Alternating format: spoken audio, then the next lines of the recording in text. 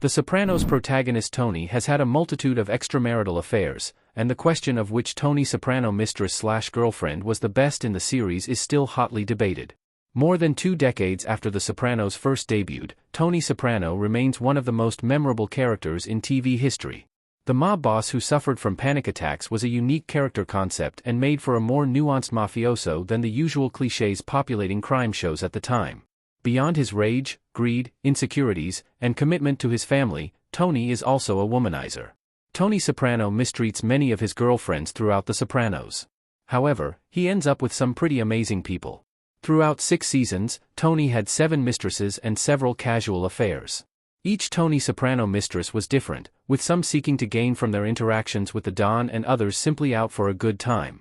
There's no question that the multitude of women Tony Soprano had affairs with deeply affected his marriage to Carmela, who was wholly aware of his dalliances. Regardless, each woman Tony slept with had a special role in the narrative of The Sopranos. Though not technically a Tony Soprano mistress, Dr. Melfi's complex and charged relationship with her patient does at least deserve an honorable mention. The relationship between Tony and Dr. Melfi is one of the central narrative threads woven through the series. Tony fosters feelings for his therapist pretty early on in The Sopranos, and rather than respect the boundaries of a patient-doctor relationship, Tony makes consistent grasps for more of a romantic connection. Tony repeatedly propositions her, offers her gifts, and flirts with her. At one point, Dr. Melfi shoots him down and he grows incredibly irate. Later, after Tony and his wife Carmela separate, he tries pursuing Melfi seriously, but, as always, she rebuffs him. At several points, Tony obsesses over this strong, intelligent woman to whom he feels both attracted and connected. Interestingly, at one point, Melfi confides to someone that she is attracted to Tony's strength and confidence. However, Dr. Melfi is a professional who would never date a patient, and by the end of the series, she begins to believe Tony is a sociopath, and so she distances herself from him. She's not one of the women Tony Soprano slept with, but the two shared a connection, albeit a toxic one. When Tony is at a party with some of his lieutenants in The Sopranos Season 4, several Icelandic flight attendants are brought in. One of them, known as Miss Reykjavik, ends up becoming one of Tony Soprano's mistresses, who later appears in Season 4, Episode 6, Everybody Hurts. Tony and his men inevitably end up sleeping with these women, and in one of the few instances where Tony seems okay with same-sex couples, he watches 2 of the women make love. While this could have easily been a one-off, Tony is revealed to be sleeping with one of the women much later in the same season, implying this is a semi-regular occurrence.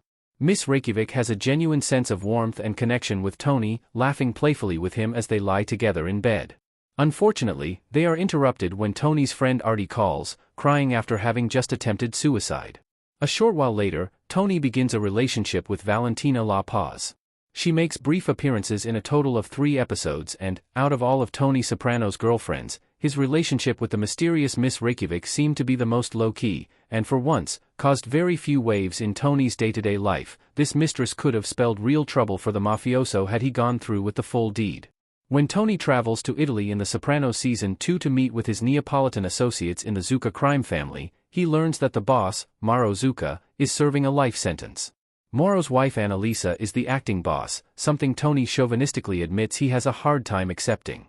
However, it's worth noting that he has no such hesitation fantasizing about Annalisa while on the phone with Carmela. Despite his biases, Annalisa opens up to him, and for his part, Tony becomes smitten with her. She takes him to the ancient site of Cumae, where beautiful women, known as Sibyls, once gave oracular prophecies.